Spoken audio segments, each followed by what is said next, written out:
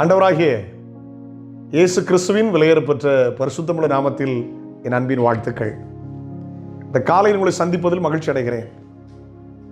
ஒரு புதிய சிருஷ்டியாய் மாறின நல்ல அனுபவத்தை அனுபவிக்கிற நல்ல நாளாய் இந்த நாள் உங்களுக்கு மாறுவதாக. என்ன பைபிள் அப்படித்தான் வாசிக்கிறோம், புதிய சிருஷ்டியே காரியம். டிஎல் மூடி ஒரு காலத்தில் டிஎல் ஆஸ்பான், ஓரல் ராபர்ட் இவங்கெல்லாம் வல்லமையான பல லட்சங்களுக்கு ஆசீர்வாதமாக இருந்த எழுப்புதல் பிரசங்கியார். அதில் டிஎல் மூடி ஒரு பெரிய எழுப்புதல் பிரசங்கியார். அவர் லூயி பட்டணத்தில் வந்து பிரசங்கிக்க போகிறார்கிற செய்தி பிரபல்யமாய் வந்தது. அவர் பெரிய பிரபல்யமான ஊழியக்காரர். எனவே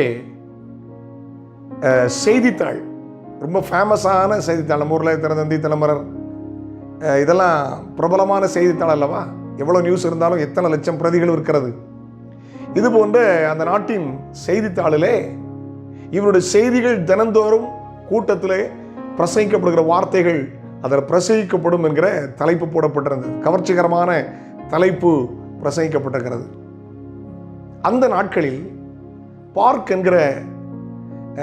என்கிற ஒரு கொள்ளைக்காரன், பயங்கரமான துணிகரமான கொள்ளைக்காரன், அவன் சிறையில் இருந்தான். 20 ஆண்டுகள் சிறைச்சாலையில் இருந்தான்.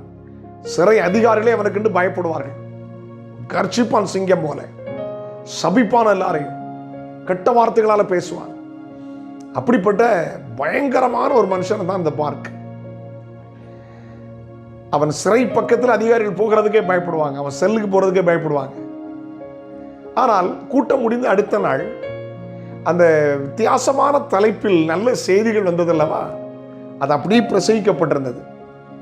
அதில் ஒரு தலைப்பு போடப்பட்டிருந்தது, சிறைச்சாலை அதிபர் கைது அப்படின்னு போடப்படும். சிறைச்சாலை அதிபர் கைது அப்படின்னு போடப்பட்டிருந்தது. இவன் அதை பார்த்தபோது மகிழ்ச்சி அடைந்தான். ஏனென்றால் பல வருஷங்கள் சிறைச்சாலை இருந்ததுனால சிறைச்சாலை அதிபர் கைதா அப்படின்னு போடப்பட்டிருந்தது. என வாசிக்க ஆரம்பித்தான். சிறை அதிபர் கைது என்கிற வார்த்தை கீழே வாசிக்க ஆரம்பித்த போது அவனுக்கு கோபம் வந்து விட்டது. இது வசனம் என்று புரிந்து விட்டது. தூர எறிந்தான், வீசி தூர எறிந்தான். அங்குமங்குமாக சிங்கத்தை போல கிரிச்சித்தான், கோபப்பட்டான். கடைசி எத்தனை முறை வாசிப்பான், தூர போடுவான், வாசிப்பான், தூர போடுவான். அதிலே பவுலும் சீலாவும் சிறையில் அடைக்கப்பட்ட சம்பவம் அவருக்கு ஞாபகம் வந்தது. அதன் மூலமாய் துதித்ததும், சிறை அதிகாரி கர்த்தருக்குள் சிறையானதும் எழுதப்பட்டிருந்தது. சிறை அதிபர், சிறை என்கிறது சிறை அதிபர் கிறிஸ்துவுக்குள் மாறின சம்பவம் எழுதப்பட்டிருந்தது. அவர் பாவத்தை மன்னிக்கிறார், நேசிக்கிறார் செய்தி எழுதப்பட்டது. கொஞ்சம் கோபத்தில் தான் இருந்தான். ஆனால் படிப்படியாய் இயேசு பாவத்தை மன்னிக்கிறவர், இயேசு நேசிக்கிறவர், இயேசு விடுவிக்கிறவர், அவங்களை விடுதலையாக்கி வெளியே கொண்டு வந்தார், பவுலு சீலாம் வெளியே வந்தார்கள் என்கிற செய்தியெல்லாம் பார்த்தபோது அவன் வாழ்க்கை மாறிற்று. காலையிலே ஜெயில் அதிகாரி வந்தபோது ஒரு நாளும் சொல்லாமல் அவன் நல்ல முறையில் காலை வணக்கம் சொன்னான். காலை வணக்கம் சொன்னான். நடந்த சம்பவம் என்ன? அவர்கள் எண்ணினார்கள் இவன் மாய்மாலம் பண்ணுகிறான், பண்ணி தப்பியோட பார்க்கிறான் என்று சொன்னான். ஆனால் அவன் சொன்னான், இல்லை, நேற்று வாசித்த வார்த்தையில் என் வாழ்க்கை மாறியது, என் ஜீவியம் மாறியது என்று சொன்னான். மாறியது என்று சொன்னான். விசாரணை வந்தபோது சரியான ஆதாரங்கள் இல்லை என்று இவன் விடுவிக்கப்பட்டான். விடுதலையான போது அவனுக்கு பயங்கர வைராக்கியம் வந்து விட்டது. நான் இந்த ஆண்டவரை ஏற்றுக்கொண்ட உடனே விடுவிக்கப்பட்டேனே என்று சொல்லி சாட்சியாய் வாழ்ந்தான். ஆனால் அவனுடைய மூர்க்கத்தனம் அப்படி இருந்தது. மூர்க்கத்தனம் அப்படி இருந்தது. அந்த முகம் மாறல, ஆனா வாழ்க்கை மாறிச்சு. குழந்தை மாதிரி மாறிட்டான். தோற்றங்கள் மாறாம இருந்துச்சு. யாரும் வேலை கொடுக்கல, பயங்கர சோதனை.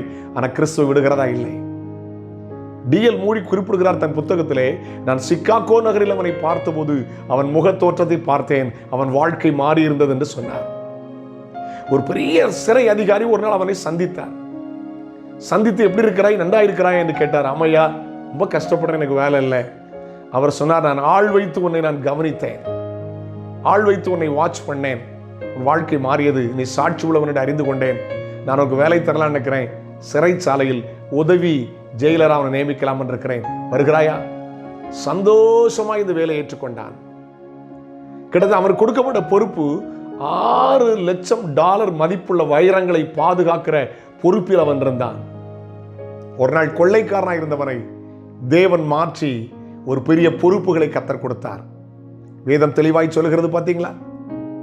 2 கொரிந்தியர் 5-ம் அதிகாரம் 17-ம் வசனத்தில் ஒருவன் கிறிஸ்துவுக்குள் இருந்தால் புது சிருஷ்டியா இருக்கிறான். பழையவைகள் ஒளிந்து போயின, எல்லாம் புதிதாகின. உங்க வார்த்தை புதுசாயிடுச்சா? உங்க பார்வை புதுசாயிடுச்சா? உங்க செய்கை புதுசாயிடுச்சா? கிறிஸ்தவன் என்று சொல்லிக் கொண்டால் போதாது. பழையவைகள் ஒளிந்து போயின, எல்லாம் புதிதானது. கிறிஸ்து வரும்போது புதிய சிருஷ்டியை அவர் மாற்றுகிறார். புதிய சிருஷ்டியாய் மாற்றுகிறார். அவன் வாழ்க்கை பாருங்க. ஒரு கொள்ளைக்காரனாய் ஜெயிலில் இருந்தவன் வாழ்க்கை மாறி ஒரு அசிஸ்டன்ட் ஜெயிலராய் மாறுகிற வாய்ப்பை கர்த்தர் அவனுக்கு கொடுத்தார். ஆண்டவர் எவ்வளவு நல்லவர். தேவனுடைய வார்த்தை மாற்றி அமையும். புதிய சிருஷ்டியாய் வாழுங்கள்.